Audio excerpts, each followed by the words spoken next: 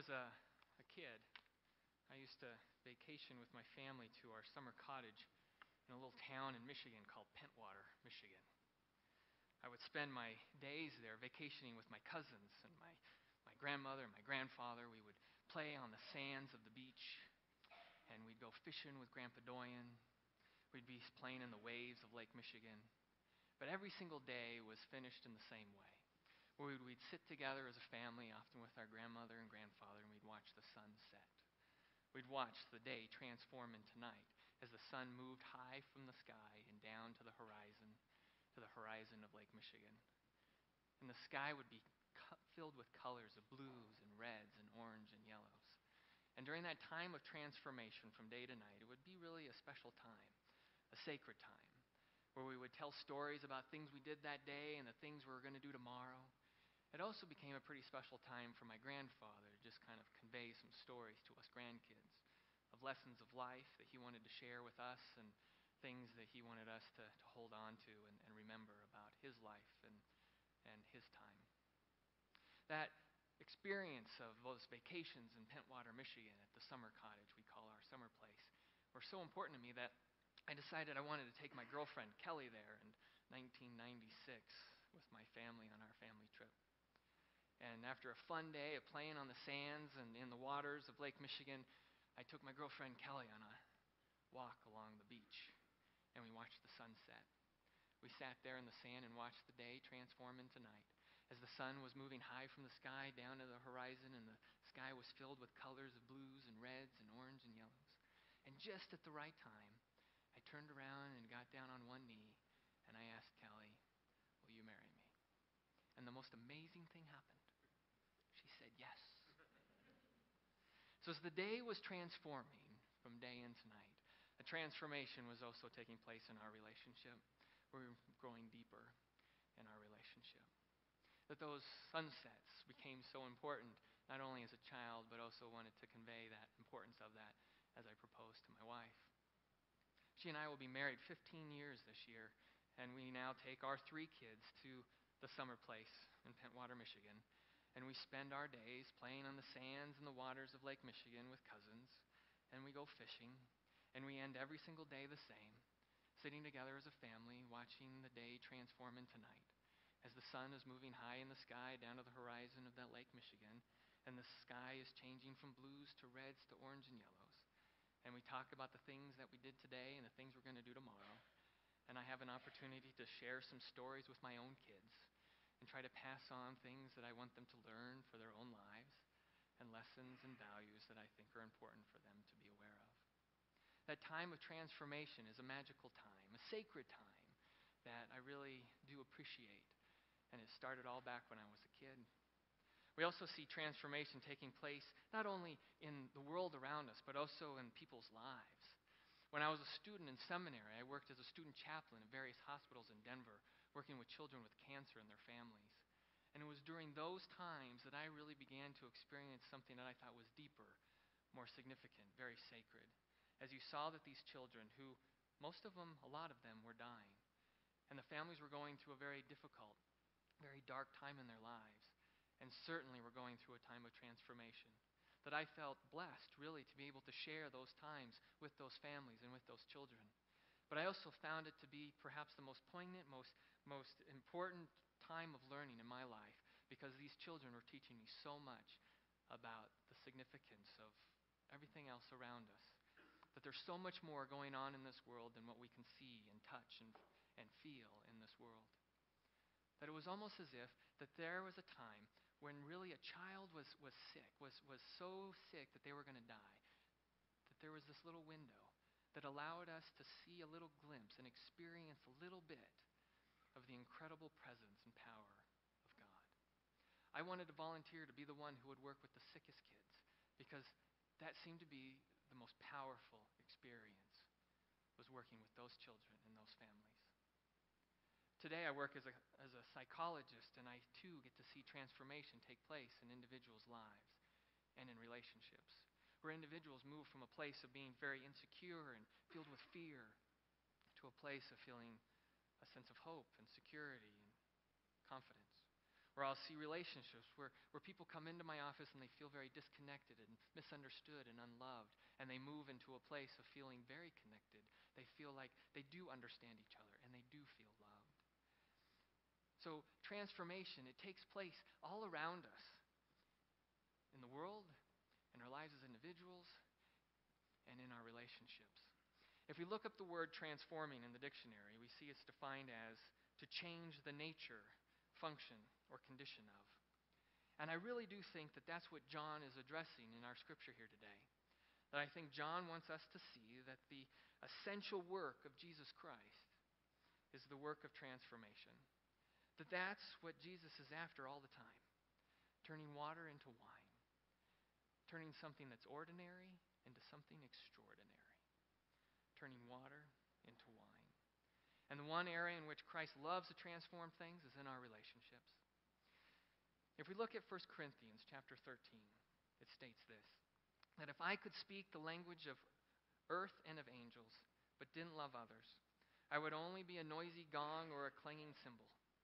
If I had the gift of prophecy, and if I understood all of God's secret plans and possessed all knowledge, and if I had such faith that I could move mountains, but I didn't love others, I would be nothing. If I gave everything I have to the poor and even sacrificed my body, I could boast about it. But if I didn't love others, I would have gained nothing. So I want to suggest that the most important thing about our relationship with God, where the rubber really hits the road, is the quality of the relationships that we have with the people that we love the most.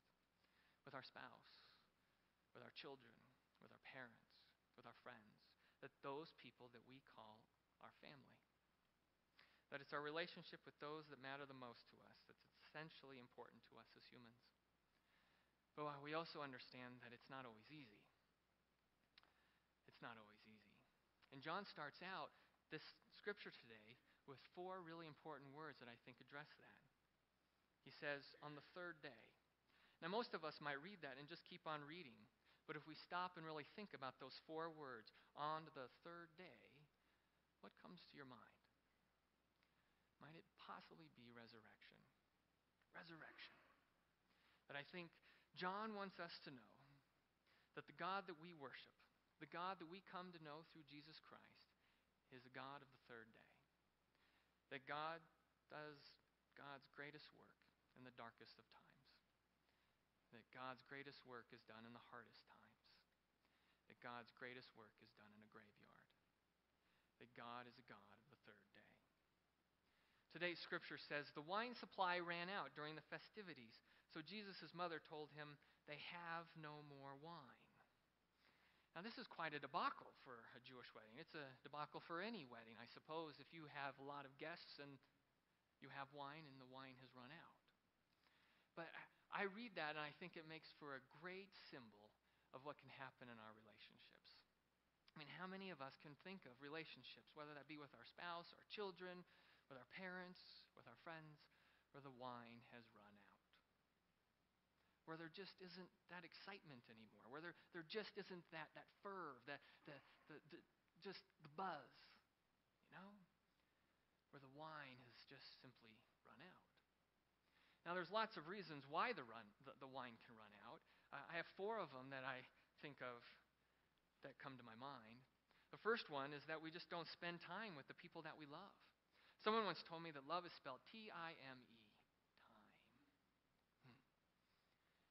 And so many people say, it's so hard for me to try to find that time, to spend the time I want with my kids or with my spouse because I'm juggling my work and I'm juggling all these other responsibilities. It's like I'm holding up all these balls and I'm juggling all in the air and I just can't keep them all up. But I want you to think that some of those balls you might drop and they're rubber and they're going to bounce back.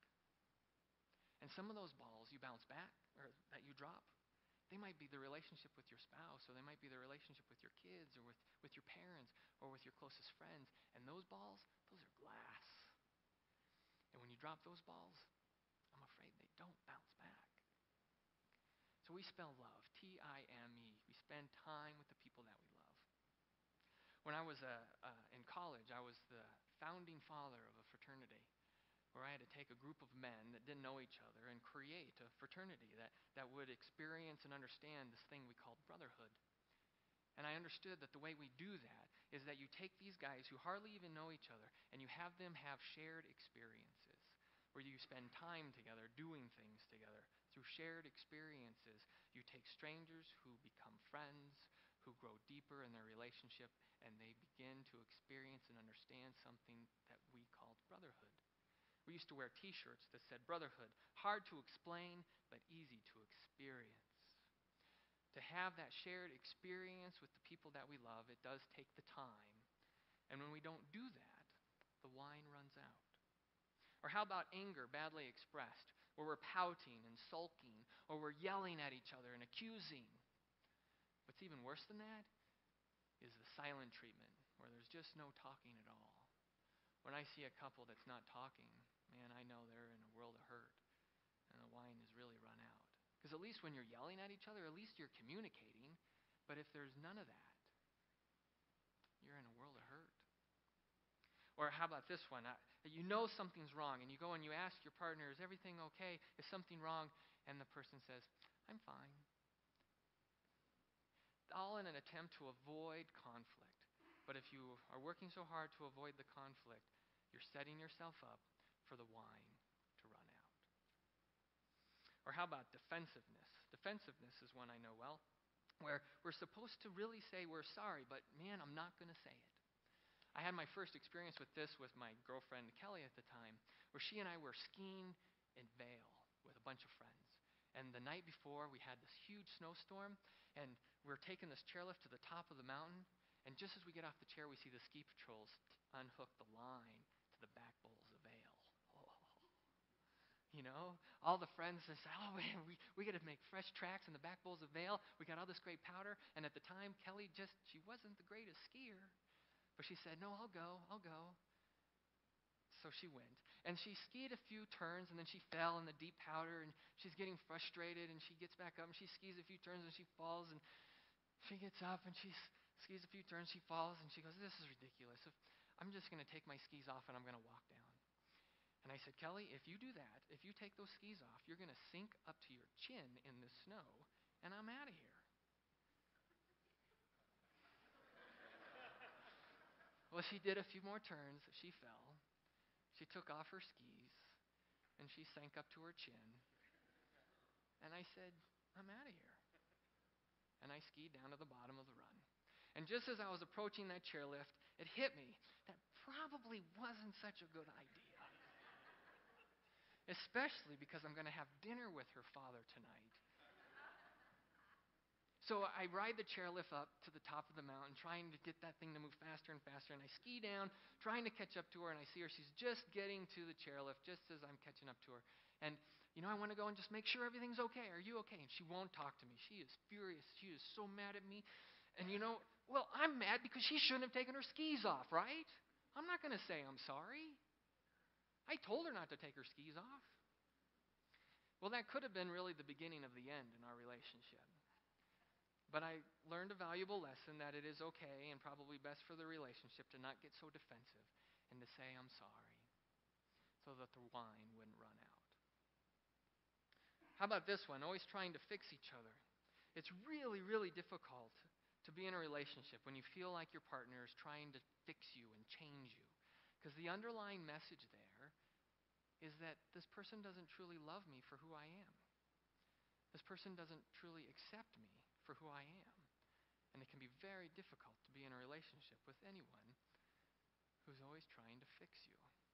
And thus that leads to the wine to run out.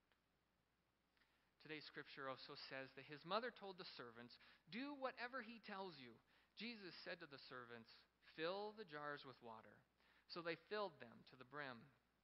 Then he told them, now draw some out and take it to the master of the banquet. They did so. And the master of the banquet tasted the water that had been turned into wine. Now, when I get a chance to preach, I usually just kind of let the thing kind of come to me and see what I should do.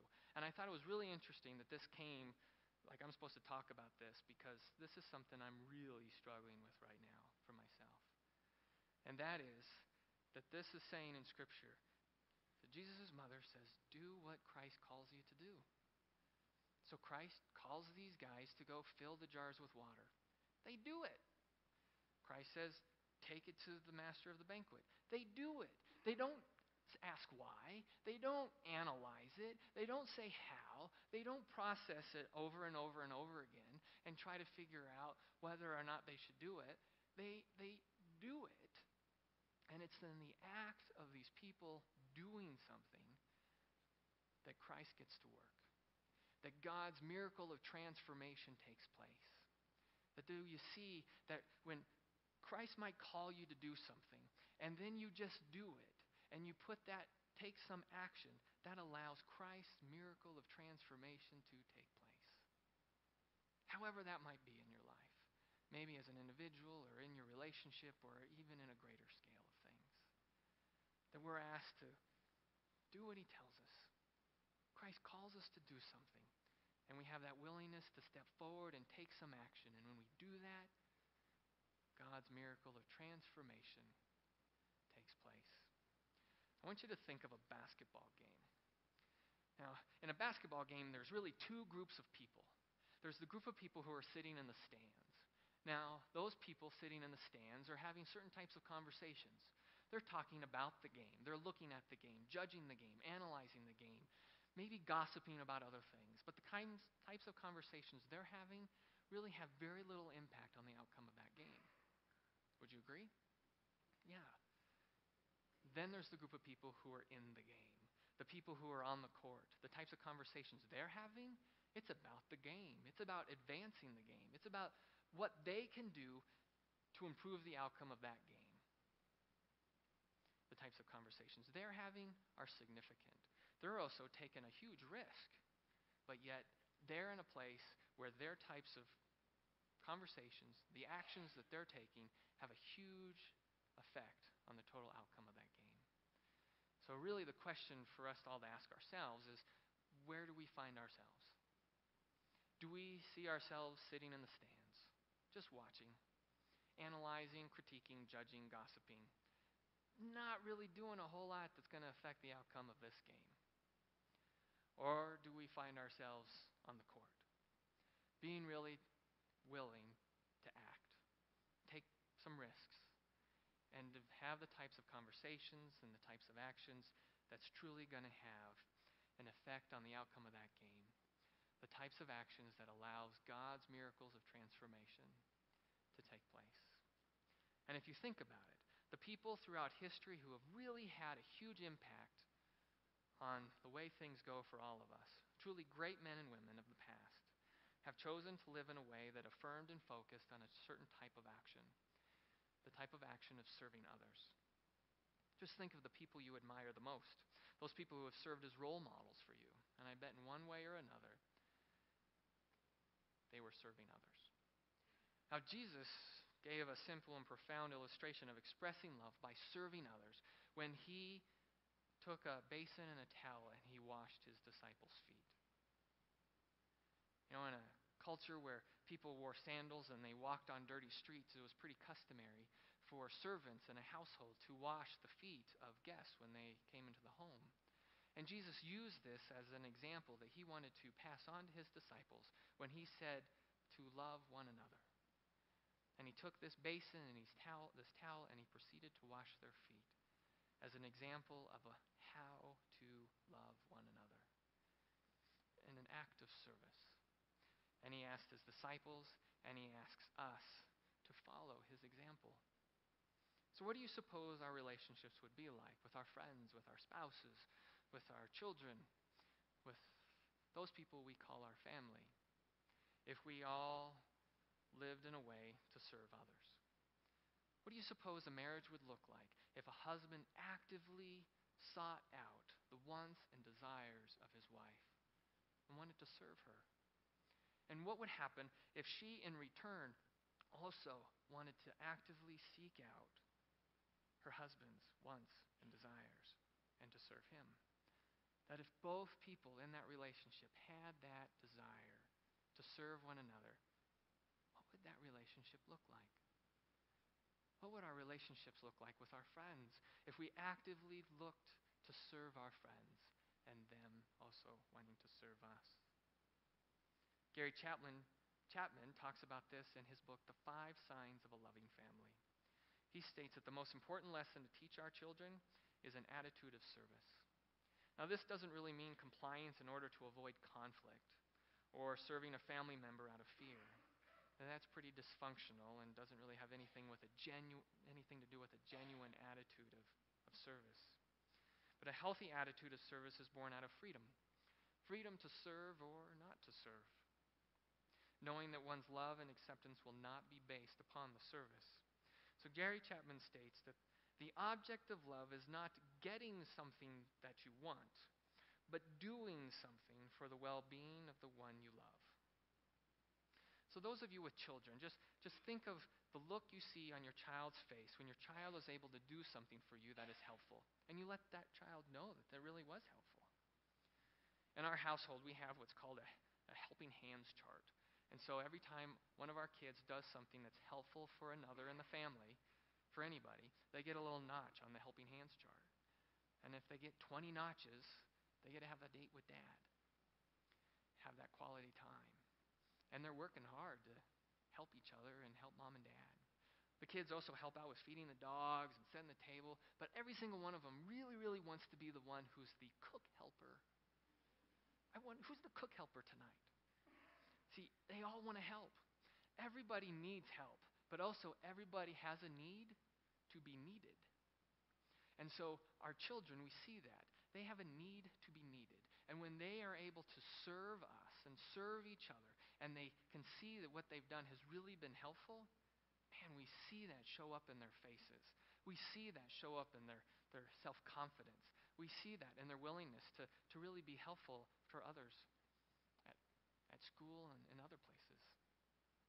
I was meeting with somebody who was talking about a gentleman who some of you might know. Tony Seekman is a gentleman who died last April. And I heard a story that he used to tell his boys every day to try to do something to make somebody else's day better. And after I heard that story, I decided that was an awfully good one. And I'm going to incorporate that into my kids' lives.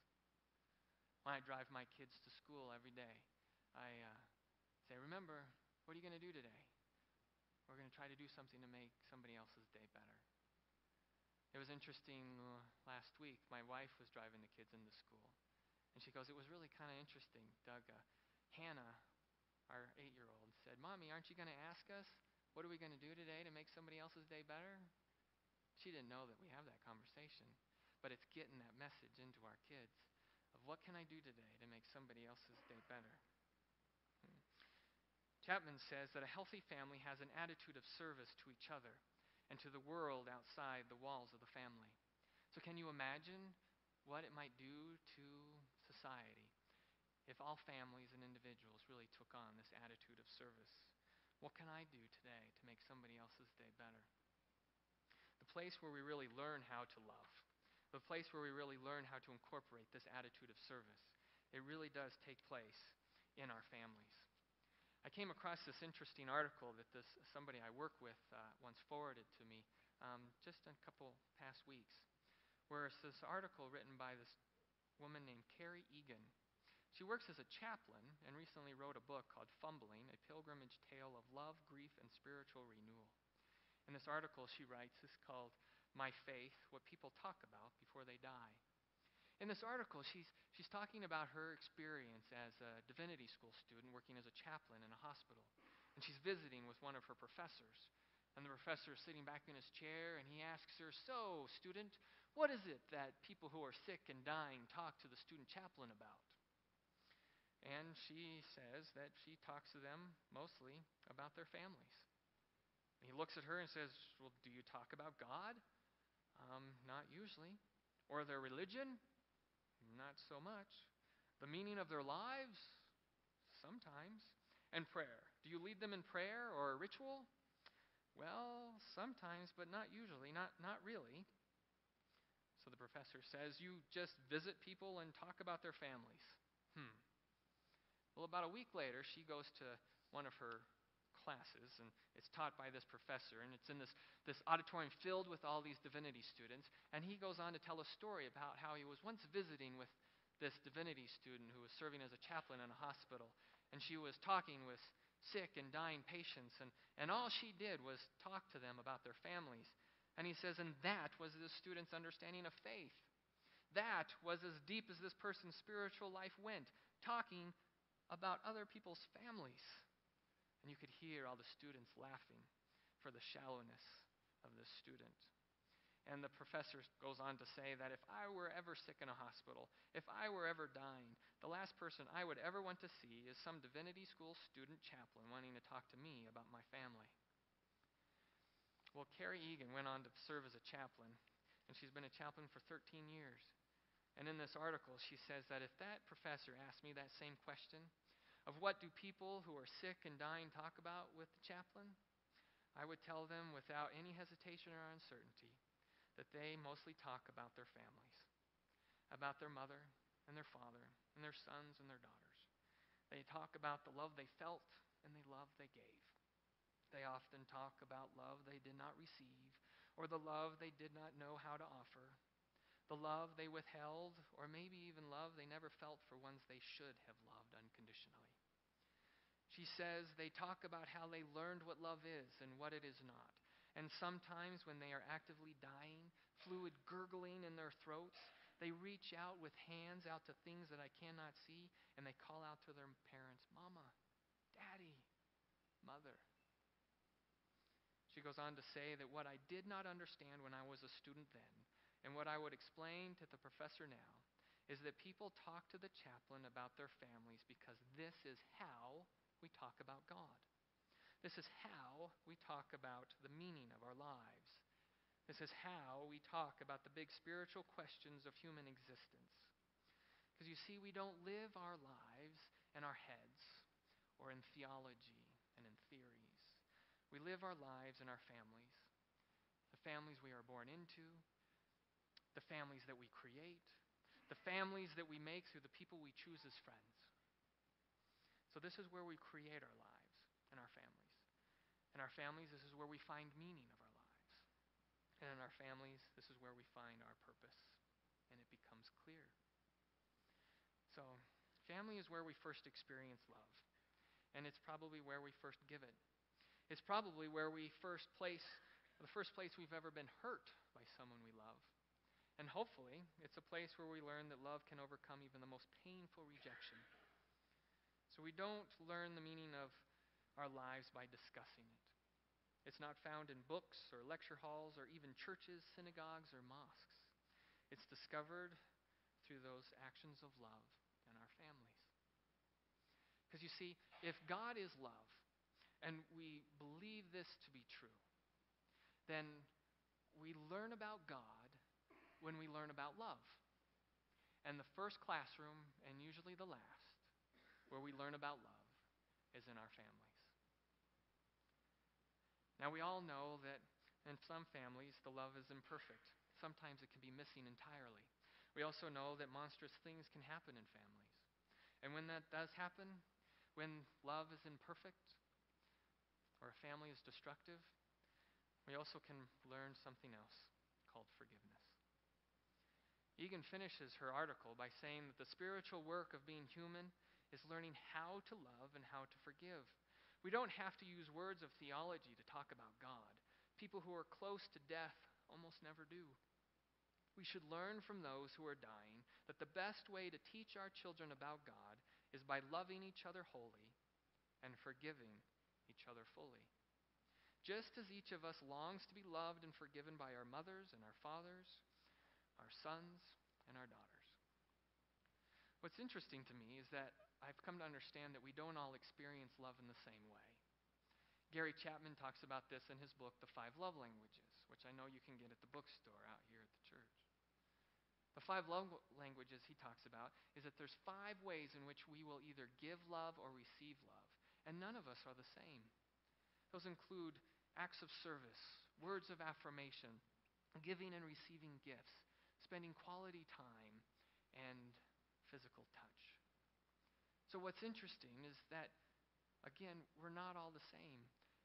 So you could have a couple that might be struggling and feeling just disconnected and people feeling unloved. And you find out that maybe one person in that relationship has a love language that is acts of service. So that person shows that she loves her partner by doing all this stuff around the house, cooking and cleaning, doing the laundry and doing chores and doing errands.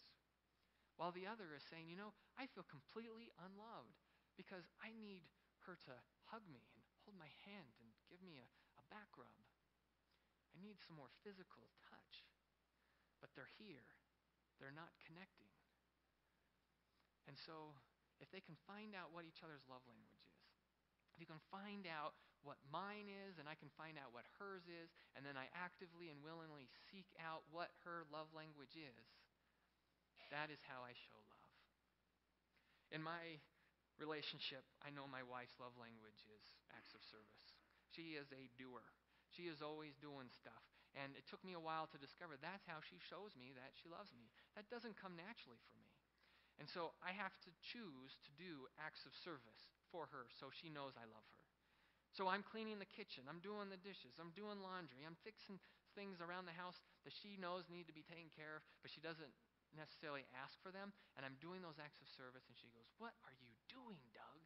And I go, "I'm making love."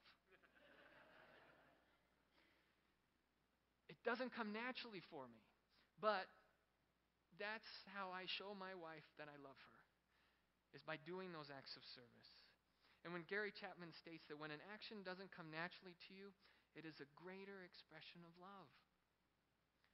So see, in today's scripture, we hear again that God calls out to these guys to go fill these jars. And they just go and do it. Now, maybe they thought, this is kind of awkward. I don't feel comfortable doing this. We're just going to fill these things up with water. Maybe they felt some discomfort. And they did it anyway. So I have this metaphor I like to use with folks. And I pull out a pen. Mr. Craig, can I use you? Hold out your hand. Jeff, if I take this pen and I'm going to jam it through your hand, would you let me do it?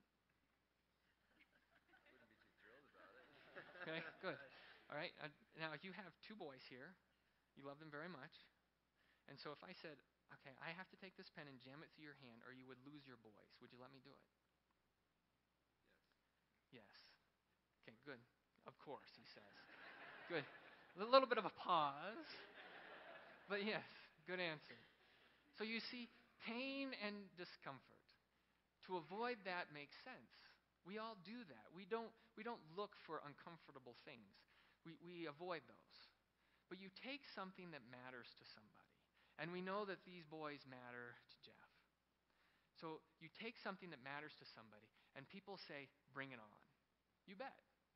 I am willing to experience pain and discomfort because this matters to me so much.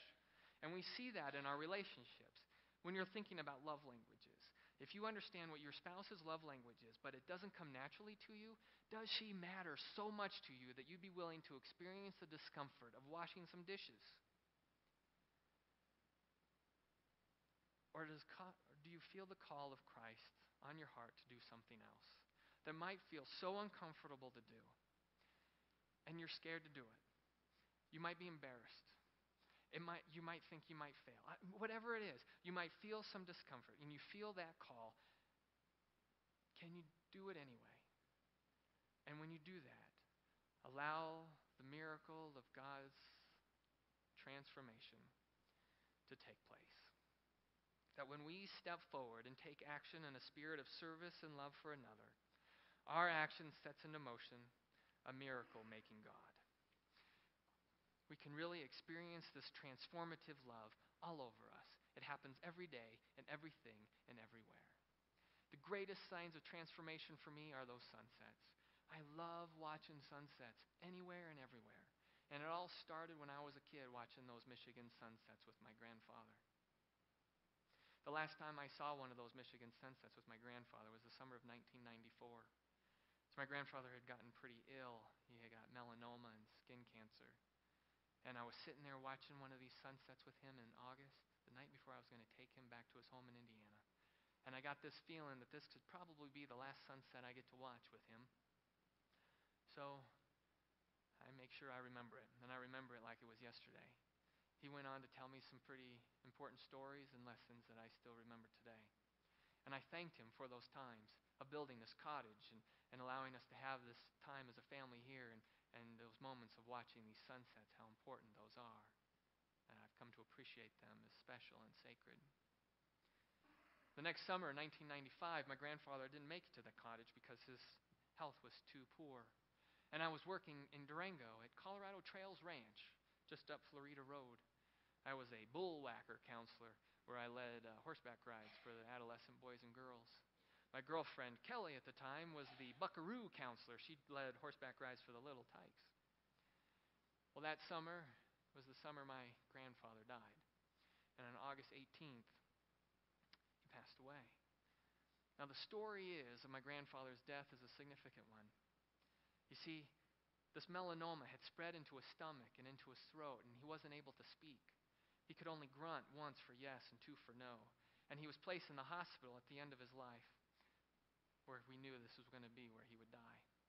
My mother had flown from Colorado up to Indiana to be with her two sisters and her mother at the end of my grandfather's life. And the hospital called them and said, "We think this is the time. If you have a pastor, bring him. And then we think he's close to the end." So my mom and her sisters and their mother and their family pastor held hands in a circle around my grandfather's bed. And the pastor looked down at my grandfather and asked, "Can we pray?" As the pastor took a breath to begin to say the prayer, my grandfather, who hasn't been able to speak in months, says, "Our Father, who art in heaven, hallowed be thy name. Thy kingdom come, thy will be done on earth as it is in heaven." He finishes the Lord's Prayer and he goes on to say a prayer of thanks for the life he's lived, for the love of his life, for his children and his grandchildren, and all the blessings of his life. And my grandfather was a bald man.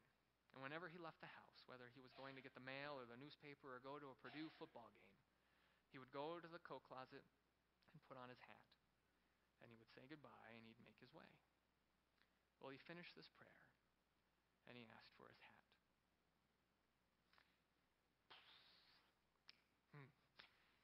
He put it on his head and he said goodbye. So I was here in Durango. And I got the phone call from my dad that my grandfather had died. And that grief, it just hits you hard. And I went back to my cabin where I was with some friends and just hit with that grief and tears, talking with some of my buddies. And somebody comes running into that cabin and says, Doug, you got to come outside. You got to see this. This is incredible." So I walk outside of that cabin. And there were people just running out of their workplaces and in their cabins and oohing and awing, and they had cameras in hand, and they were all taking pictures of the most unbelievable sunset. Our horizon there was surrounded by ponderosa pine trees. So the color was everywhere. It was like you could touch it. It was like we were in the color. It was here and there and here and over here. We were in the sunset. Nobody had ever seen anything like this because you could tell by all their reaction. Everybody was blown away. I never took pictures of it because I just stood there in awe. And someone came and asked me, "Doug, are you okay?" His tears were streaming down my face. I said, "Yeah, I'm okay. I don't know about you guys, but I'd like to think my grandfather had something to do with this." Transformations. Amazing things happen. Let us pray.